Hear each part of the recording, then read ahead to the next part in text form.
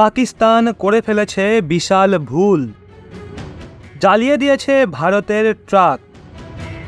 রেগে আগুন ভারতের আর্মিরা।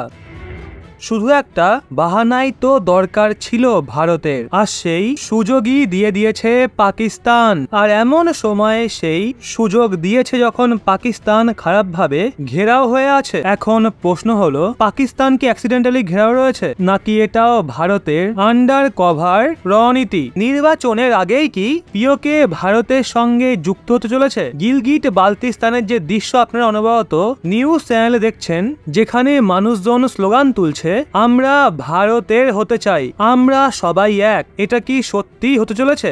বন্ধুরা, মাথা খারাপ করা খবর এসছে। আফগানিস্তান এবং ভারতের বিজনেসে খারাপ নজর দিচ্ছে পাকিস্তান।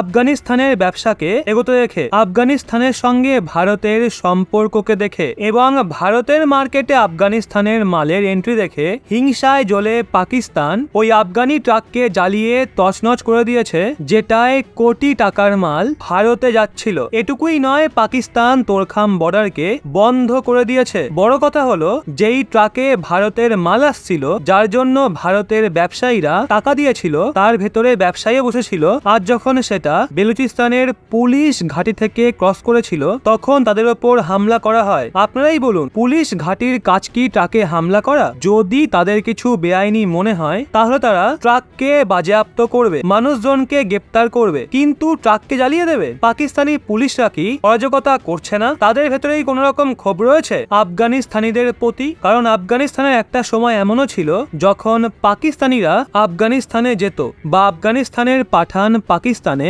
ব্যবসা করতে আসতো, তখন এক পাকিস্তানি রুপি দিলে তার বদলে 100 আফগানিস্তানি রুপির বরাবর মাল পাওয়া যেত। কিন্তু আজ সময় বদলে গেছে। আজ আফগানিস্তানিরা 1 আফগান রুপি দিলে পাকিস্তানিরা প্রায় 4 পাকিস্তানি রুপির বরাবরের মাল দেয়। বন্ধুরা, এই বিষয়টার জন্যই তেলে বেগুনে জ্বলছে পাকিস্তান। আর তারা ওই রাস্তা বেছে নিয়েছে যেটা শুধু আর শুধুমাত্র তাদের বরবাদ হওয়ার মুখে ঠেলছে। এই ট্রাক জ্বালানোয় বাহানা পেয়ে যাবে ইন্ডিয়ান আর্মি, যারা এমনি রেগে রয়েছে। বড় কথা হলো, এখন তো রেগে রয়েছে আর্মি, কিন্তু এখনো তাদের অ্যাকশন নেওয়ার সময় আসেনি। কারণ ভারত ইন্টারন্যাশনাল স্তরে যে ডিপ্লোমেসি করেছে, যে কূটনীতি করেছে, তা দেখে মনে হয় না ভারতের আর্মিকে বন্দুকের ট্রিগার টিপতে হবে। সেটা না করেও পিওকে ভারতে ঢুকবে। মন দিয়ে শুনবেন কি হচ্ছে। সবার প্রথমে শুনুন, যখন ট্রাক জ্বলে তখন তালেবান, যারা আফগানিস্তানের অফিসিয়াল গভর্নমেন্ট, তারা পাকিস্তানকে কি বলে? নরমালি দেখা যায় তালেবান দ্রুত অ্যাকশন নেয়, দ্রুত গুলি চালিয়ে দেয়, বোম মেরে দেয়, দ্রুত আত্মঘাতী হামলা করে। কিন্তু তালেবানের রাজনায়করা কিরকম শান্ত থেকে জবাব দিয়েছে, স্টেটমেন্ট দিয়েছে। তারা পাকিস্তানের গভর্নমেন্টকে স্পষ্ট বলেছে, আসলে বন্ধুত্ব যে হয়েছে ভারতের সাথে, যেমন বন্ধু তেমনই তো বুদ্ধি দেবে, তাই না? ভারতের স্ট্র্যাটেজি কিছুটা শিখে গেছে তালেবান। তারা পরিষ্কার বলেছে, এই যা কিছুই চলছে তার রাজনায়ক সমাধান বের করুন। যদি ভাবে আপনারা ক্রিয়াকলাপ করেন, আমাদের ট্রাক জ্বালান, যদি আপনারা তোরখাম বর্ডার সিল করে দেন, দেখুন তোরখাম বর্ডার ওই বর্ডার যেখান থেকে আফগানিস্তানের মাল তোরখাম বর্ডার ক্রস করে পাকিস্তানে ঢোকে, তারপর বালুচিস্তানের রাস্তা ধরে ভারতে আসে। আর এমনটা নয় যে এটা ওই রাস্তা যেখান থেকে আফগানিস্তান এবং ভারতের বিজনেস চলে, এটা ওই রাস্তাও যেখান থেকে আফগানিস্তানের মাল পাকিস্তানেও আসে। আর যে প্রবক্তা রয়েছে তালেবানের, তারা পরিষ্কার হুমকি দেয়, যদি Pakistani agency Torkham border seal করে, তবে তাদের এটা জানা উচিত ইসলামাবাদের বড় যে জনসংখ্যা রয়েছে তা ডিপেন্ডেন্ট আফগানি পণ্যের ওপর। তোমাদের পাকিস্তানের ইসলামাবাদ পুরো স্তব্ধ হয়ে যাবে যদি তোমরা তোরখাম বর্ডার সিল করো তো। কিন্তু তারা তাও তোরখাম বর্ডার সিল করে দেয়। এর পেছনে ওখানকার যে মন্ত্রী রয়েছে পাকিস্তানের, তার কি বলার আছে? মুমতাজ জাহেরা বালুচ নামেনার, উনি বলেন তোরখাম বর্ডার কেন সিল করা হয়েছে এটা আফগানিস্তানের তালেবানরা নিজেরাই বুঝেনি। আপনারা ওখানে গুলি চালিয়েছেন, ওখানে মিলিটারি বসিয়েছেন। আসলে হয়েছিল কি, আফগানিস্তানের যে সেনা ছিল তারা তোরখাম বর্ডারে তাদের যে ঘাঁটি ছিল সেটার মেরামতির জন্য গেছিল, যেখানে ওখানে যারা মজুদ ছিল পাকিস্তানের আর্মিরা, তারা বলেছিল ডিমিলিটারাইজ থাকবে ওই এলাকা, এখানে কোনো সেনা মোতায়েন করা হবে না। কিন্তু তারা দেখে নেয় আফগানিস্তানের সেনাদের, যারা সেখানে শুধু মেরামত করতে গেছিল। কিন্তু যখনই তারা দেখে ওখানে আফগানিস্তানের সেনা দাঁড়িয়ে আছে, তখন তাদের মধ্যে কথা কাটাকাটি শুরু হয়ে যায়, তাদের মধ্যে ঝামেলা বেঁধে যায়। আপনারা ভালো মতোই জানেন কেমন রাগী হয় পাঠান, ব্যাস সঙ্গে সঙ্গে গুলি করে দেয় আফগানিস্তানি সেনা। ঝামেলার সূত্রপাত হয়, সিল হয়ে যায়। তো একটা কথা সে এখানে রেখেছে, মমতা জাহেরা বালুচ অফিসিয়াল সম্ভবত এটা বলছে, তালেবান সঙ্গ দিয়েছে তেহরিকি তালেবান পাকিস্তানকে, টিটিপি আলাদা এজেন্সি যারা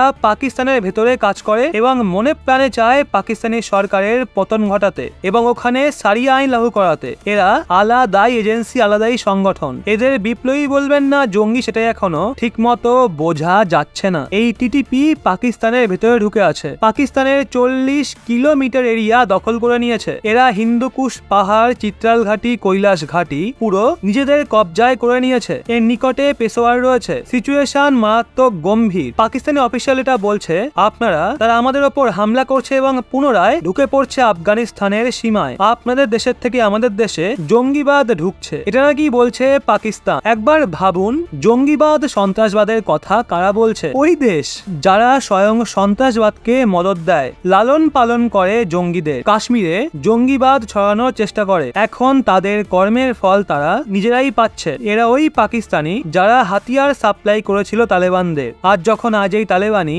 তাদের ওপর হামলা করছে, তখন তাদের হুঁশ ফিরছে, কান্নাকাটি করছে। বন্ধুরা, ভিকে সিং ভারতের মন্ত্রী, প্রাক্তন আর্মি চিফ, যখন ওনাকে জিজ্ঞাসা করা হয় পিওকে সিচুয়েশন কেমন রয়েছে, জানেন তিনি কি জবাব দেন? উনি বলেন, অপেক্ষা করুন, পিওকে স্বয়ং নিজে ভারতের সঙ্গে যুক্ত হবে। এটা কিন্তু অফিসিয়াল বয়ান। এর মানে কি?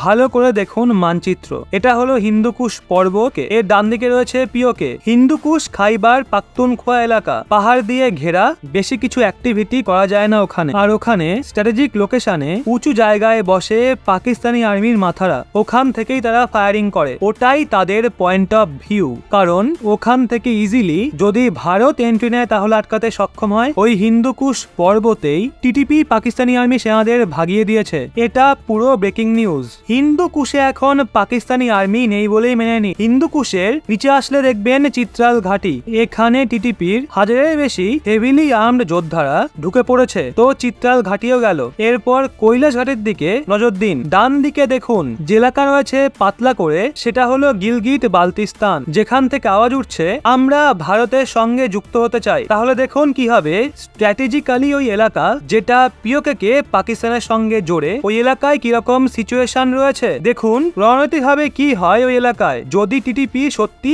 ভারী পড়ে যায় ওই এলাকায়, তাহলে পাকিস্তানি আর্মিরা থাকতে পারবে না।